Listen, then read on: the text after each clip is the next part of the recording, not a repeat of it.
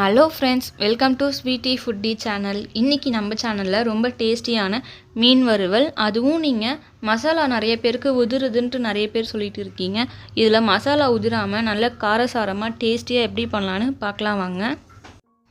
நீங்கள் இப்போ தான் ஃபஸ்ட் டைம் நம்ம சேனலை பார்க்குறீங்கன்னா லைக் பண்ணி, ஷேர் பண்ணி, சப்ஸ்கிரைப் பண்ணிக்கோங்க. கூடவே அந்த பெல் ஐக்கானையும் கிளிக் பண்ணிக்கோங்க. அப்போ தான் நான் போடுற வீடியோஸ் உங்களுக்கு கண்டினியூவாக வந்துக்கிட்டே இருக்கும். இப்போ வாங்க வீடியோக்குள்ளே போகலாம். நான் இன்றைக்கி பாறை மீன் தான் எடுத்திருக்கேன். இதை மஞ்சத்தூள் உப்பு போட்டு நல்லா கழுவி எடுத்திருக்கேன். இதில் பெரிய பீஸாக இருந்துச்சுன்னா அதை இந்த மாதிரி அறுத்து விட்டுக்கோங்க. அப்போ தான் அதில் மசாலா எல்லாம் நல்லா இறங்கும். இப்போது மசாலா ரெடி பண்ணுறதுக்கு மிக்ஸி ஜாரில் 1 டீஸ்பூன் சோம்பு எடுத்துக்கிறேன். கூடவே 1 டீஸ்பூன் சீரகம் எடுத்துக்கிறேன். கூடவே 1 டீஸ்பூன் மிளகு எடுத்துக்கிறேன். இப்போ இது எல்லாமே நல்லா நம்ம அரைச்சி எடுத்துக்கலாம். இப்போது இந்த மாதிரி அரைச்சதுக்கப்புறமா இதில் 10லேருந்து 15 பல் பூண்டு சேர்த்துக்கிறேன். கூடவே நான் இஞ்சியும் சேர்த்துக்கிறேன். இதெல்லாமே நம்ம நல்லா அரைச்சி எடுத்துக்கலாம். இந்த மாதிரி நல்லா அரைச்சி எடுத்துக்கோங்க. இப்போது ஒரு கிண்ணத்தில் நான் 1 டீஸ்பூன் அளவுக்கு மிளகாத்தூள் எடுத்துக்கிறேன். கூடவே 1/4 டீஸ்பூன் மஞ்சத்தூள் எடுத்துக்கிறேன். கூடவே தேவையான அளவுக்கு உப்பு எடுத்துக்கிறேன். இதில் நம்ம அரைச்சி வச்சுருந்தா அந்த மசாலாவையும் சேர்த்துக்கலாம். இப்போது 1 டேபிள் ஸ்பூன் கார்ன்ஃப்ளவர் மாவு எடுத்துக்கிறேன். கூடவே 1 டீஸ்பூன் அளவுக்கு ஆயில் சேர்த்துக்கிறேன். இப்போ இதை கொஞ்சம் கொஞ்சமாக தண்ணி விட்டு மிக்ஸ் பண்ணிக்கலாம். இதில் உங்களுக்கு வேணும்னா நீங்கள் ஃபுட் கலர் கூட சேர்த்துக்கலாம். நான் கொஞ்சமாக சேர்த்துக்கிறேன்.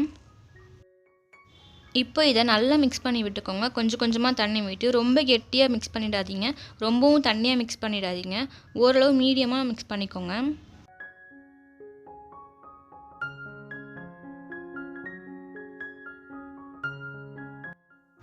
இப்போ பார்த்தீங்கன்னா இந்த அளவுக்கு நீங்கள் மிக்ஸ் பண்ணி வச்சாலே போதும்.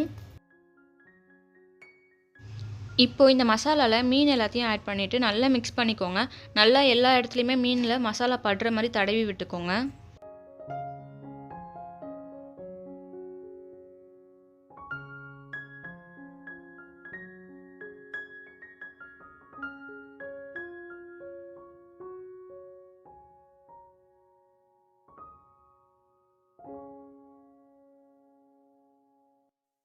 இப்போது இதில் 1/2 பழம் லெமன் பிழிஞ்சு விட்டுக்கலாம். லெமன் பிழிகிறதுனால மீன் வறுவலுக்கு நல்ல டேஸ்ட் கொடுக்கும். இது லெமன் பிழிஞ்சிட்டு நல்லா மிக்ஸ் பண்ணி விட்டுறலாம். இப்போது 1/2 மணி நேரத்துலேருந்து 1 மணி நேரத்துக்கு நல்லா ஊற வச்சு எடுத்துக்கலாம். அப்போ தான் மசாலா டேஸ்ட்லாம் நல்லா இறங்கி நல்ல டேஸ்டியாக நமக்கு கிடைக்கும். இப்போது நல்லா ஊறிடுச்சு. இப்போ இதை நம்ம தவாவில் போட்டு வறுத்து எடுத்துக்கலாம்.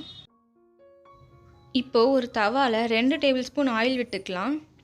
ஆயில் நல்லா காஞ்சதுக்கப்புறமா நம்ம அந்த மீனை போட்டு வறுத்து எடுத்துக்கலாம். இப்போது ஆயில் நல்லா காஞ்சிடுச்சு. இப்போ நம்ம ரெடி பண்ணி வச்சுருந்த மீன் துண்டுகளை இதில் போட்டு வறுத்துக்கலாம்.